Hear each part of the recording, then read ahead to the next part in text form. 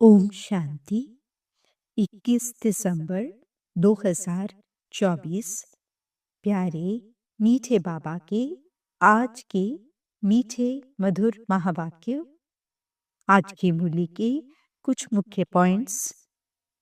आज बाबा हमें समझाते कि पवित्रता ही सुख चैन की जननी है, जिस द्वारा बाप सत्युग की स्थापना कराते हैं।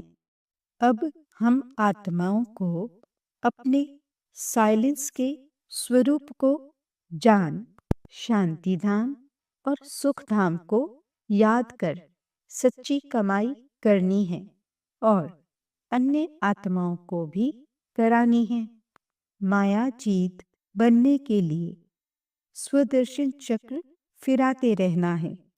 हद की इच्छाओं से परे सदा ज्ञान गुण और शक्तियों से भरपूर रहना है। तो चलिए सुनते हैं आज की बाबा की मीठी प्यारी मुरली। ओम शांति। बाबा कहते, मीठे बच्चे, सच्ची कमाई करने का पुरुषार्थ पहले स्वयं करो, फिर अपने मित्र संबंधियों को भी कराओ। Charity begins at home. प्रश्न: सुख अथवा चैन प्राप्त करने की विधि क्या है? उत्तर: पवित्रता। जहाँ पवित्रता है वहाँ सुख चैन है। बाप पवित्र दुनिया सत्युग की स्थापना करते हैं। वहाँ विकार होते नहीं। जो देवताओं के पुजारी हैं वह कभी ऐसा प्रश्न नहीं कर सकते कि विकारों बिगड़ दुनिया कैसे चलेगी। अभी तुम्हें चैन की दुनिया में चलना है, इसलिए इस पतित दुनिया को भूलना है। शांति धाम और सुख धाम को याद करना है। ओम शांति। ओम शांति का अर्थ तो बच्चों को समझाया हुआ है। शिव बाबा भी ओम शांति कह सकते हैं, तो सालिग्राम बच्चे भी कह सकते हैं। आत्मा कहती है ओम शांति। Son of silence father. शांति के लिए जंगल आदि में जाकर कोई उपाय नहीं किया जाता। आत्मा तो है ही साइलेंस, फिर उपाय क्या करना है? यह बाप बैठ समझाते हैं। उस बाप को ही कहते हैं कि वहां ले चल जहां सुख चैन पावें। चैन अथवा सुख सभी मनुष्य चाहते हैं, परंतु सुख और शांति के पहले तो चाहिए पवित्रता। पवित्र को पावन, अपवित्र को पतित कहा जाता है। पतित दुनिया वाले पुकारते रहते हैं कि आकर हमको पावन दुनिया में ले चलो। वह है ही पतित दुनिया से लिबरेट कर पावन दुनिया में ले चलने वाला। सतयुग में है पवित्रता, कलयुग में है अपवित्रता। वह वाइसलेस वर्ल्ड, ये विशियस वर्ल्ड। ये तो बच्चे जानते हैं। दुनिया वृद्धि को पाती रहती है। सतयुग वाइसलेस वर्ल्ड है, तो जरूर मनुष्य थोड़े होंगे। वे थोड़े कौन होंगे? बरोबर सतयुग में देवी देवताओं का ही राज्य है। उसको ही चैन की दुनिया अथवा सुख धाम कहा जाता है। यह है दुख धाम। दुख धाम को बदल सुख धाम बनाने वाला एक ही परम पिता परमात्मा है। सुख का वर्षा जरूर बाप ही देंगे। अब वह बाप कहते हैं दुख धाम को भूलो, शांति धाम और सुख धाम को याद करो। इसको ही मन मनाभव कहा जाता है। बाप आकर बच्चों को सुख धाम का साक्षात्कार कराते हैं। दुख धाम का विनाश कराए शांति धाम में ले जाते हैं। इस चक्र को समझना है। 84 जन्म लेने पड़ते हैं। जो पहले सुख धाम में आते हैं उन्हों के हैं 84 जन्म। सिर्फ इतनी बातें याद करने से भी बच्चे सुख धाम के मालिक बन सकते हैं। बाप कहते हैं, बच्चे शांति धाम को याद करो और फिर वर्षे को अर्थात सुख धाम को याद करो। पहले पहले तुम शांति धाम में जाते हो तो अपने को शांति धाम ब्रह्मांड का मालिक समझो। चलते फिरते अपने को वहां के वासी समझेंगे तो यह दुनिया भूलती जाएगी। सतयुग है सुख धाम, परंतु सभी तो सतयुग में आ नहीं सकते। यह बातें समझेंगे ही वह जो देवताओं के पुजारी हैं। यह है सच्ची कमाई जो सच्चा बाप सिखलाते हैं। बाकी सभी हैं झूठी कमाइयाँ। अविनाशी ज्ञान रत्नों की कमाई ही सच्ची कमाई कही जाती है। बाकी विनाशी धन दौलत वह है झूठी कमाई। द्वापर से लेकर वह झूठी कमाई करते आए हैं। इस अविनाशी सच्ची कमाई की प्रारब्ध सतयुग से शुरू हो त्रेता में पूरी होती है, अर्थात आधा कल्प भोगते हो। फिर बाद में झूठी कमाई शुरू होती है जिससे अल्पकाल क्षणभंगुर सुख मिलता है। यह अविनाशी ज्ञान रत्न ज्ञान सागर ही देते हैं। सच्ची कमाई सच्चा बाप कराते हैं। भारत सचखंड था, भारत ही अब झूठ खंड बना है। और खंडों को सचखंड झूठ खंड नहीं कहा जाता है। सचखंड बनाने वाला बादशाह ट्रूथ वह है। सच्चा है एक गॉड फादर, बाकी हैं झूठे फादर। सतयुग में भी सच्चे फादर मिलते हैं क्योंकि वह झूठ पाप होता नहीं। यह है ही पाप आत्माओं की दुनिया, वह है पुण्य आत्माओं की दुनिया। तो अब इस सच्ची कमाई के लिए कितना पुरुषार्थ करना चाहिए। जिन्होंने कल्प पहले कमाई की है वही करेंगे।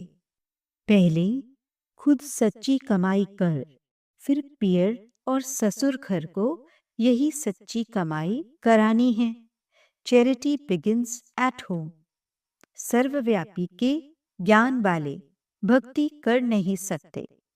जब सभी भगवान के रूप हैं फिर भक्ति किसकी करते हैं। तो इसी तुबन से निकालने में मेहनत करनी पड़ती है। सन्यासी लोग चैरिटी बिगिंस एट होम क्या करेंगे। पहले तो वह घर बार का समाचार सुनाते ही नहीं हैं। बोलो क्यों नहीं सुनाते हो, मालूम तो पढ़ना चाहिए ना। बतलाने में क्या है। फलाने घर के थे फिर सन्यास धारण किया। तुमसे पूछें तो तुम झट बतला सकते हो। सन्यासियों के फॉलोअर्स तो बहुत हैं। वे फिर अगर बैठ कहें कि भगवान एक है तो सभी उनसे पूछेंगे तुमको किसने यह ज्ञान सुनाया। कहीं बीके ने तो सारा उनका धंधा ही खलास हो जाए। ऐसे कौन अपनी इज्जत कमाएगा। फिर कोई खाना भी न दे। इसलिए सन्यासियों के लिए तो बहुत मुश्किल है। पहले तो अपने मित्र संबंधियों आदि को ज्ञान दे सच्ची कमाई करानी पड़े जिससे वे 21 जन्म सुख पावें। बात है बहुत सहज, परंतु ड्रामा में इतने शास्त्र मंदिर आदि बनने की भी नोंद है। पतित दुनिया में रहने वाले कहते हैं अब पावन दुनिया में ले चलो। सतयुग को 5,000 वर्ष हुए। उन्होंने तो कलयुग की आयु ही लाखों वर्ष कह दी है। तो फिर मनुष्य कैसे समझे कि सुखधाम कहाँ है, कब होगा? वे तो कहते हैं महाप्रलय होती है, तब फिर सत्युग होता है। पहले पहले श्री कृष्ण अंगूठा चूसता सागर में पीपल के पत्ते पर आता है। अब कहाँ की बात कहाँ ले गए हैं? अब बाप कहते हैं ब्रह्मा द्वारा मैं सभी वेदों शास्त्रों का सार सुनाता हूँ। इसलिए विष्णु की नाभि कमल से ब्रह्मा दिखाते हैं और फिर हाथ में शास्त्र दे दिए हैं। अब ब्रह्मा तो जरूर यहाँ होगा, सूक्ष्मतन में तो शास्त्र नहीं होंगे ना। ब्रह्मा यहाँ होना चाहिए। विष्णु, लक्ष्मी, नारायण के रूप भी तो यहाँ होते हैं। ब्रह्मा ही सुविष्णु बनता है, फिर विष्णु सुब्रह्मा बनता है। अब ब्रह्मा से विष्णु निकलता व विष्णु से ब्रह्मा निकलता। ये सब समझने की बातें हैं, परंतु इन बातों को समझेंगे वह जो अच्छी रीति पढ़ेंगे।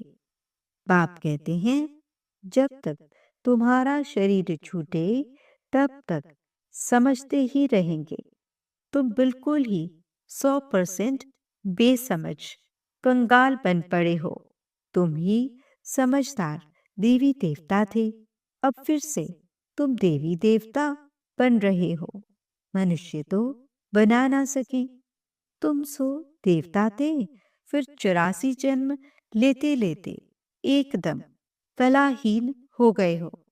तुम सुखधाम में बहुत चैन में थे, अब बेचैन हो। तुम 84 जन्मों का हिसाब बता सकते हो। इस्लामी, बौद्धि, सिख, ईसाई, मठपंथ सब कितना जन्म लेंगे, यह हिसाब निकालना तो सहज है। स्वर्ग के मालिक तो भारतवासी ही बनेंगे। सैपलिंग लगती है ना, यह है समझानी। खुद समझ जाए तो फिर पहले पहले अपने माता पिता बहन भाइयों को ज्ञान देना पड़े। गृहस्थ व्यवहार में रहते कमल फूल समान रहना है, फिर चैरिटी बिगिंस एट होम। पियर घर ससुर घर को नॉलेज सुनानी पड़े। धंधे में भी पहले अपने भाइयों को ही भागीदार बनाते हैं। यहाँ भी ऐसे है।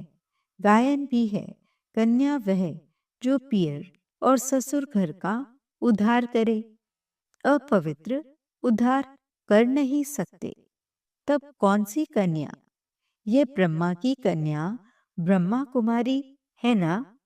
यहाँ अधर कन्या कुमारी कन्या का मंदिर भी बना हुआ है ना। यहाँ तुम्हारे यादगार बने हुए हैं।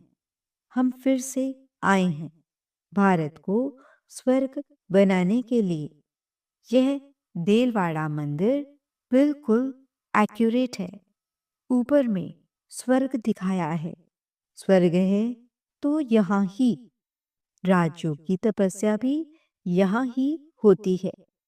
जिन्हों का मंदिर है उन्हों को ये जानना तो चाहिए ना। अब अंदर जगत पिता, जगत अम्बा, आदि देव, आदि देवी बैठे हैं। अच्छा, आदि देव किसका बच्चा है? शिव बाबा का। अधर कुमारी, कुमारी कन्या सब राजयोग में बैठे हैं। बाप कहते हैं मन मना भव, तो तुम बैकुंठ के मालिक बनोगे। मुक्ति, जीवन मुक्ति धाम को याद करो। तुम्हारा यह सन्यास है। जैनी लोगों का सन्यास कितना डिफिकल्ट है। बाल आदि निकालने की कितनी कड़ी रस्म है। यहाँ तो है ही सहज राजयोग। यह है भी प्रवृत्ति मार्ग का। यह ड्रामा में नूंद है। कोई जैन मुनि ने बैठ अपना नया धर्म स्थापन किया, परंतु उसको आदि सनातन देवी देवता धर्म तो नहीं कहेंगे ना, वह तो अब प्राय लोप है। कोई ने जैन धर्म चलाया और चल पड़ा, यह भी ड्रामा में है। आदि देव को पिता और जगत अम्बा को माता कहेंगे। यह तो सब जानते हैं कि आदि देव ब्रह्मा है। आदम बीबी, एडम ईव भी कहते हैं। क्रिश्चियन लोगों को थोड़े ही पता है कि यह एडम ईव अब तपस्या कर रहे हैं। मनुष्य सृष्टि के सिजरे के यह हेड हैं। यह राज भी बाप बैठ समझाते हैं। इतने मंदिर शिव के व लक्ष्मी नारायण के बने हैं, तो उनकी बायोग्राफी जानना चाहिए ना। ये भी ज्ञान सागर बाप ही बैठ समझाते हैं। परम पिता परमात्मा को ही नॉलेजफुल, ज्ञान का सागर, आनंद का सागर कहा जाता है। यह परमात्मा की महिमा कोई साधु संत आदि नहीं जानते। वे तो कह देते परमात्मा सर्वव्यापी है, फिर महिमा किसकी करें। परमात्मा को न जानने के कारण ही फिर अपने को शिवोहम कह देते हैं। नहीं तो परमात्मा की महिमा कितनी बड़ी है। वह तो मनुष्य सृष्टि का बीज रूप है। मुसलमान लोग भी कहते हैं हमको खुदा ने पैदा किया तो हम रचना ठहरे। रचना को वर्षा नहीं दे सकते।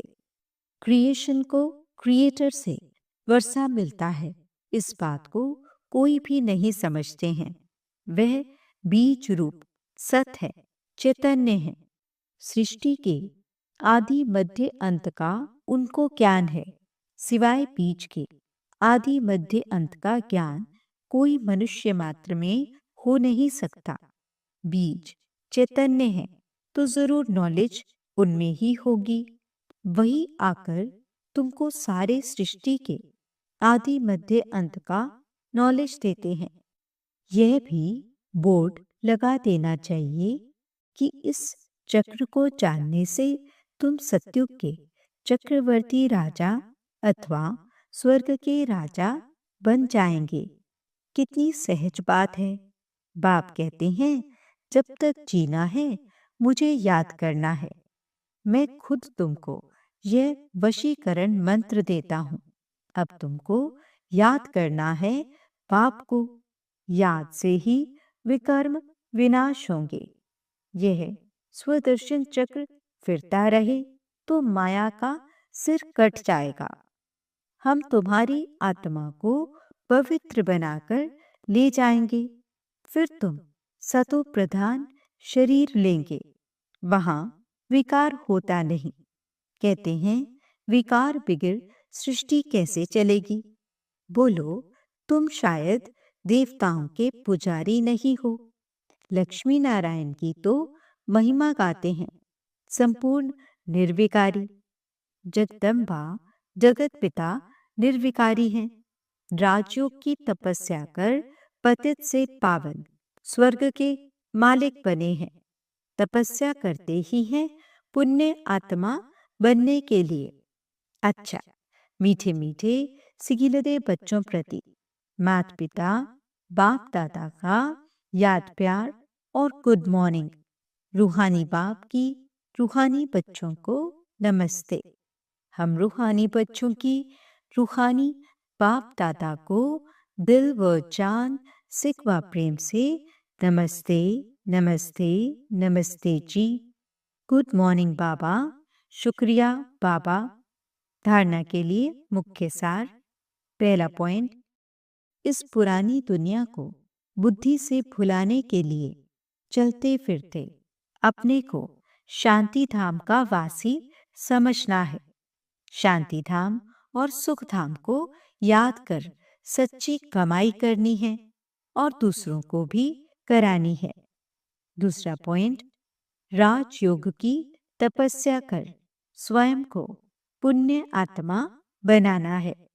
माया का सिर काटने के लिए स्वदर्शन चक्र सदा फिरता रहे। वरदान संपन्नता द्वारा सदा संतुष्टता का अनुभव करने वाले संपत्तिवान भव। स्वराज्य की संपत्ति है ज्ञान, गुण और शक्तियां। जो इन सर्व संपत्तियों से संपन्न स्वराज्य अधिकारी हैं, वे सदा संतुष्ट हैं। उनके पास अप्राप्ति का नाम निशान नहीं।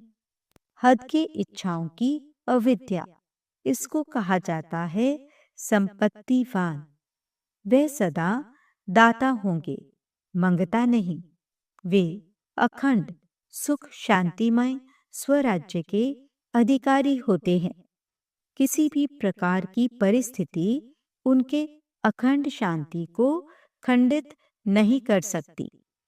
स्लोगन: ज्ञान नेत्र से तीनों कालों और तीनों लोकों को जानने वाले मास्टर नॉलेजफुल हैं। ओम शांति।